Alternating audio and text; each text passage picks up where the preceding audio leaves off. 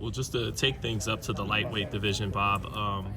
I know for a while you didn't even really watch Gervonta Davis's fights, but now you seem very open to matching Lomachenko with him, and Leonard Ellerbe, who's in Tank's sphere of influence. He's very open to the fight now too. Do you think that's where we're headed next by the end of the year? Well, we'll see. Again, our people at Top Rank are meeting with their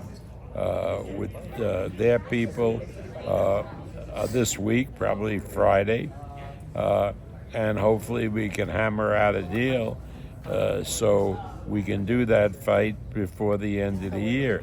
I know Tank wants that fight, and Loma wants that fight, so now it's a question of agreeing on terms.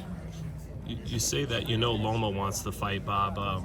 Has he spoken to you as much? Because last the public heard him, he was talking about retirement, and I really just won this fight with Kambosos for my father. So, yeah. Well, I haven't spoken to him, but I've spoken to Aegis Klimas, his manager, who lives in California, and Aegis said he talked to Loma and got the go-ahead.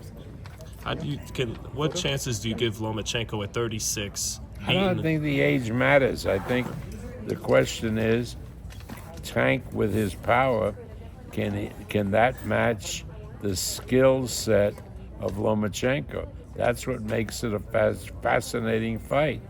I mean, Tank doesn't have anywhere near the skills of Lomachenko, but Loma doesn't have anywhere near the power that Tank does. That's why you do those fights. What did you think of Davis watching him? I know you haven't watched him much. This had to be one of the first times you really sat down and watched a full fight of his. What'd you think? I thought he's a very competent fighter, and he's clearly very powerful. Maybe the hardest puncher I've seen in the lightweight division in a long time, maybe since Duran. Jim Lampley said the same thing. Yeah. Well, Lampley knows because he's been around almost as long as I have. Well, what's the realistic framework of the fight? Is it a joint pay-per-view with ESPN and Amazon, or is this one where you send Lomachenko over to Amazon? No, we're not sending anybody over to anybody, but that will be hashed out between the sides, as always. The people will be dealing with Louis DeCubas and Bruce Pinko.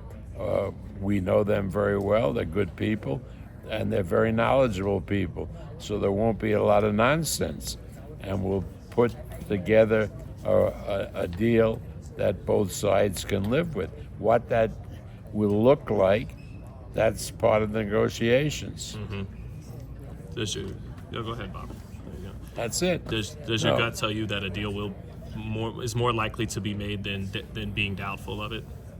When both participants, the ones who really do the fighting, the two fighters, when they want it, the chances of it happening is much greater than if one fighter is reluctant and one fighter wants it. Here, both fighters want it, and if both fighters want it, the suits then meet and have an obligation to put it together. So, yeah, I'm bullish. One